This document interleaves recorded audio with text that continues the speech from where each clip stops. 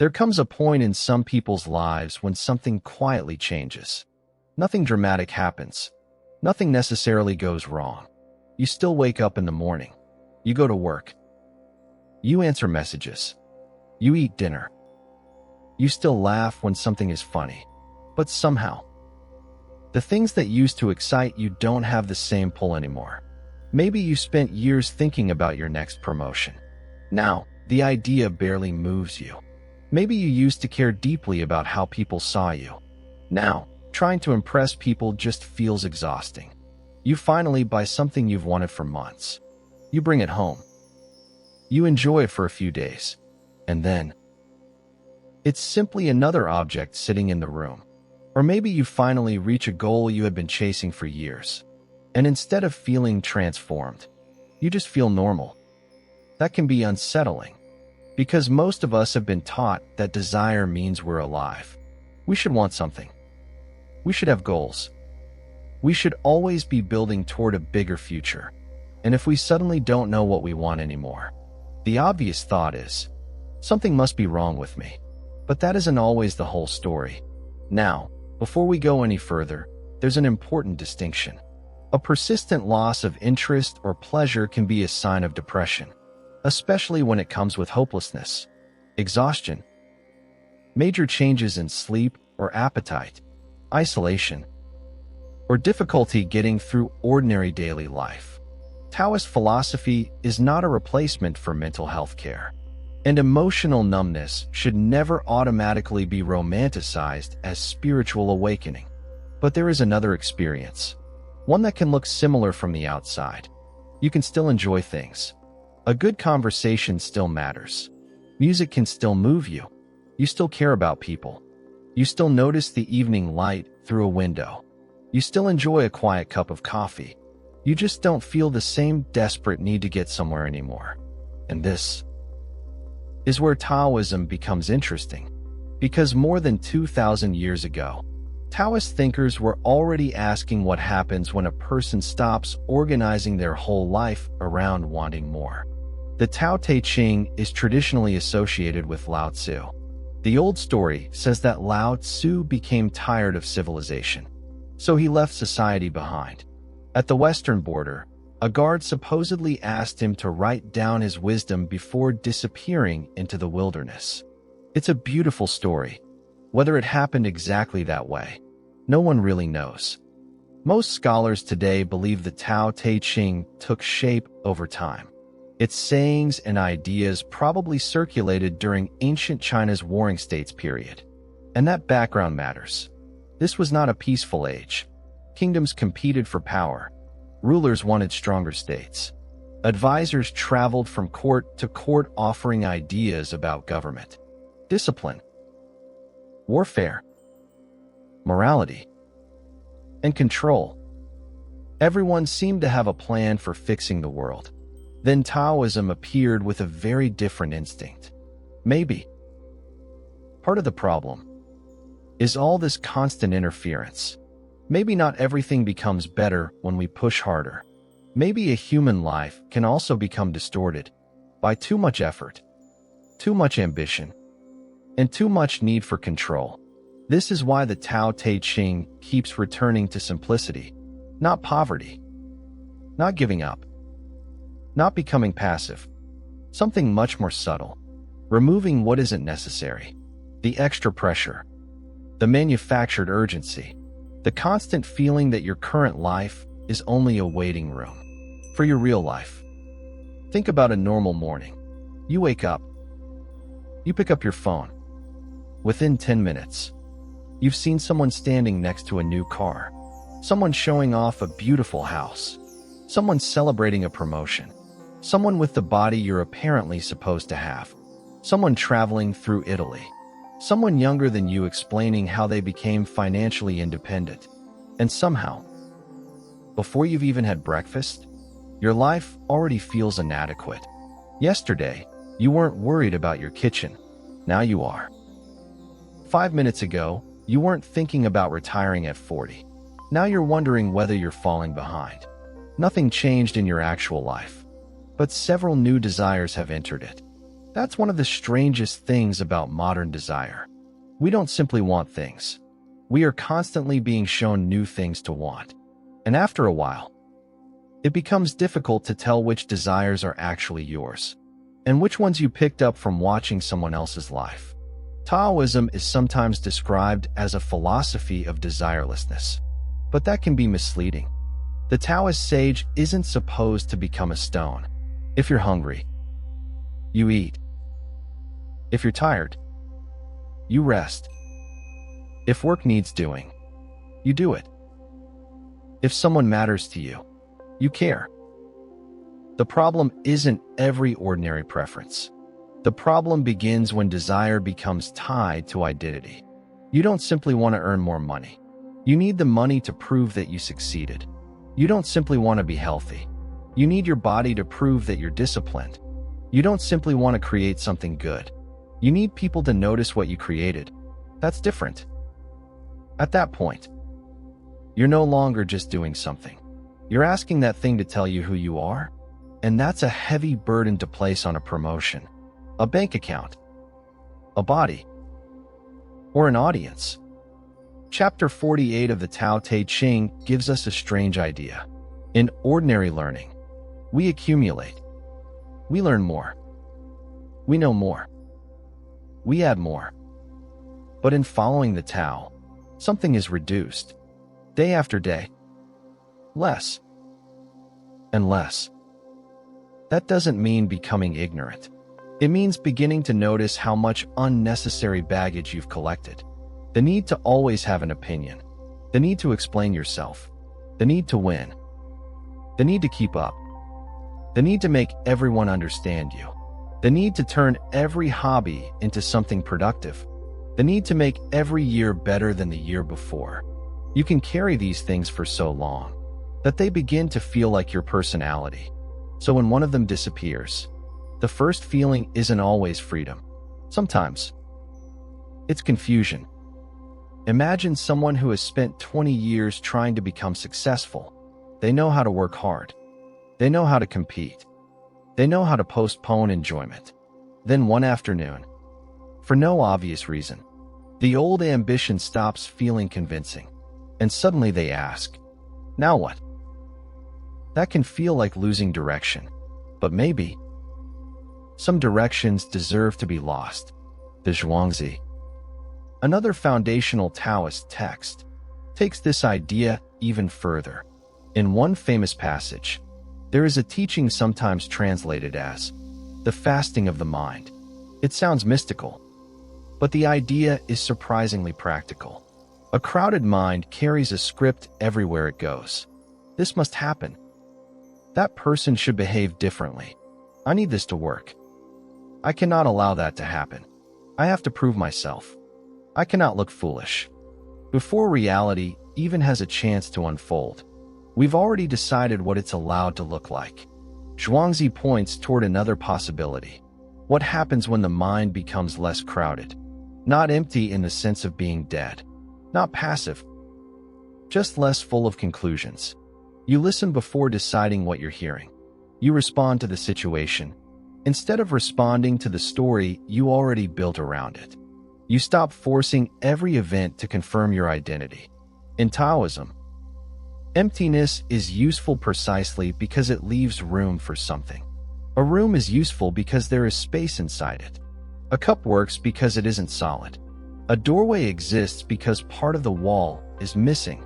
Maybe a human life works in a similar way. If every year is already packed with expectations about who you must become, there isn't much room left for life itself. And this is where Taoism becomes uncomfortable for modern self-improvement culture, because modern self-help has an answer for almost every period of uncertainty. Find your purpose. Create a vision board. Set bigger goals. Design your ideal life. Become your best self. And sometimes, those things genuinely help. But there is an assumption underneath them that we rarely question. You should always be going somewhere. Taoism isn't so sure. Sometimes, the most useful thing you can do after one ambition dies is not immediately replace it. Imagine spending 10 years climbing towards something. You finally reach the top, and when you get there, the view isn't what you expected. Most of us immediately choose another mountain. A bigger one. A harder one. A more impressive one. Very few people sit down for a while and ask why they were climbing in the first place. Taoism leaves room for that pause. Maybe you will climb again. Maybe another direction will appear. That's fine. But perhaps next time, you won't be climbing out of panic. Now imagine something very ordinary. You've worked at the same company for 6 years. From the beginning, you wanted the promotion. You stayed late. You answered emails during dinner. You noticed every time someone younger than you moved ahead. You checked LinkedIn more often than you'd like to admit. Whenever you had a bad day, you told yourself, "It'll all be worth it when I reach the next level." Eventually, you get the promotion, new title, more money. People congratulate you. Your family is proud. For a few days, you feel great. Then Tuesday morning arrives. You open the same laptop. 14 emails are waiting. The meeting you hated last month still happens at 10. Traffic is still traffic. And almost immediately, your mind starts looking for the next thing. Director. Maybe then it'll feel different. Most of us barely notice this moment. We simply start climbing again. But a Taoist response might be, interrupt the pattern. Don't quit your job. Don't burn your career to the ground. Just stop feeding the next ambition for a little while. For 1 month. Do your job properly. Then go home. Don't spend the evening comparing salaries. Don't browse career announcements before bed. Don't turn every conversation into networking. Just see what happens. At first, there may be restlessness. You might find yourself standing in the kitchen at 7:30, wondering what you're supposed to do with an evening that isn't being used to improve your future. That moment matters, because many of us have become so used to pursuing something that ordinary existence feels like wasted time. So make dinner. Take a walk. Call your brother. Read 10 pages of something that won't improve your career. Sit outside. Do something you enjoy badly. And notice what remains. When life isn't constantly being turned into a project, maybe some things begin returning on their own. You start exercising, not because you're trying to become someone else's idea of attractive, but because moving your body feels good. You work hard, not because you're desperate for recognition, but because the work itself deserves care. You make something in the evening, without immediately wondering whether it could become a business. That is much closer to the Taoist idea of Wu Wei. Wu Wei does not mean doing nothing. It means action without unnecessary forcing. Things still happen. You still move. You still care. But there is less tension behind everything. And then, another desire may begin to fade. The desire to be seen. For years, maybe you wanted people to know you were intelligent, successful, different, strong, interesting. Most of us don't say this out loud, but we spend enormous amounts of energy managing how we're perceived. Then one day, someone misunderstands you, and you realize you don't really need to correct them. Someone earns more money than you, and strangely, your dinner still tastes exactly the same. Someone doesn't appreciate something you created. You're disappointed for a few minutes. Then, you continue creating. Maybe you're becoming less ambitious. Or maybe you're becoming less dependent. There's a difference. We build a surprising amount of our identity inside other people's eyes. So when you stop performing for those eyes, things become quiet. At first, that quiet can feel like nothing. Give it some time. Now, here is our channel's perspective. We don't believe that every loss of desire is awakening. And we certainly don't believe emotional numbness should become a badge of spiritual superiority. Someone can be deeply unhappy and tell themselves, I've simply transcended desire. That's not wisdom. Sometimes, that's avoidance wearing philosophical clothing.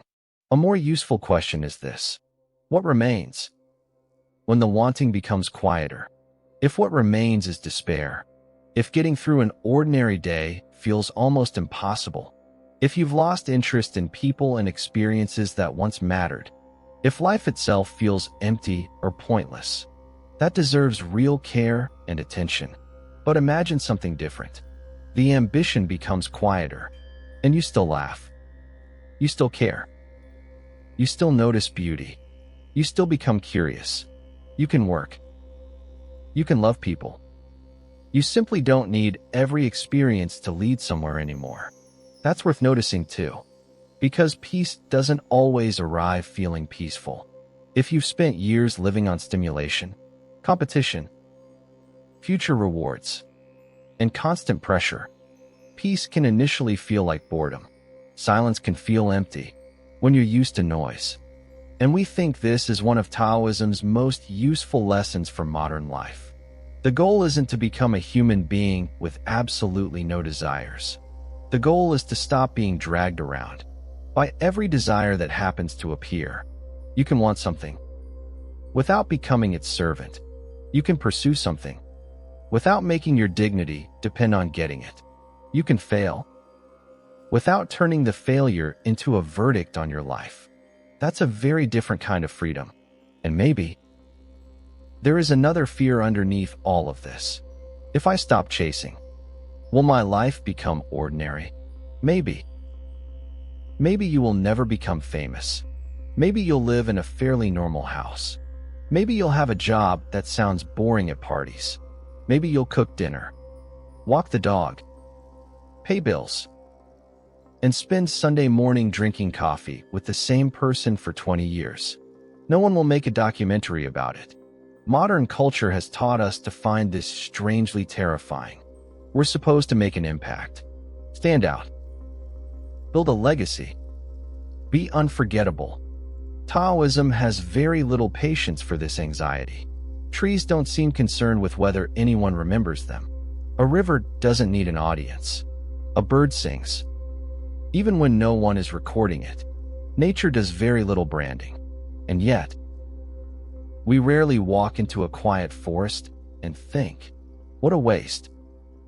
None of these trees became famous. Maybe an ordinary life isn't the disaster we've been taught to fear. Maybe a life can look small from the outside and still feel complete from within. Of course, this doesn't mean you stop moving. Contentment is not the same as passivity. You can change your circumstances without hating your current existence. You can want to earn more without believing money will finally make you enough. You can learn something difficult without despising yourself for being a beginner. You can leave a bad situation without spending every waking hour mentally fighting reality. Contentment doesn't mean nothing should change. It means you stop making your permission to live dependent on that change. There is a huge difference between saying, I would like my life to become different, and saying, I cannot be okay until it does. A lot of human suffering lives somewhere between those two sentences. So, what if you really don't know what you want anymore? Maybe. You don't have to know yet. That's uncomfortable. But it might also be useful. Don't rush to invent another personality. Don't decide you need a completely new career by Friday. Don't turn uncertainty into another problem that must immediately be optimized. Live a little closer to the ground for a while. Sleep properly. Clean your room. Take a walk. Cook something. Spend time with someone who doesn't need you to impress them. Do the work that's directly in front of you. Pay attention to what drains you and what quietly gives something back. Stop demanding a grand answer. Sometimes, real direction appears only after the noise settles. And if another ambition eventually arrives, there is nothing wrong with that. Follow the interest. Try the thing. Make the plan. But notice why you're moving. Are you moving towards something because it genuinely draws you? Or are you moving Because standing still scares you? Those are very different things. Over time, you may realize that you haven't lost desire completely. You've simply lost faith in certain desires. The desire to impress everyone. The desire to always be ahead. The desire to turn your whole life into evidence that you were successful. You still care about things. You still have plans. But they don't own quite as much of you. Maybe you stop needing every year to be better than the year before. Maybe you can enjoy an afternoon without asking whether it was productive. Maybe someone else can succeed without making your own life feel smaller. Nothing spectacular happens. No flash of enlightenment. No mystical revelation. You're simply more available for the life that's already happening. And maybe that is one form of waking up. Not gaining something extraordinary, but seeing how many things you've been chasing because you were afraid to discover that you never really needed them. So here's a simple question. Which is hardest for you to let go of? Money, approval, or control?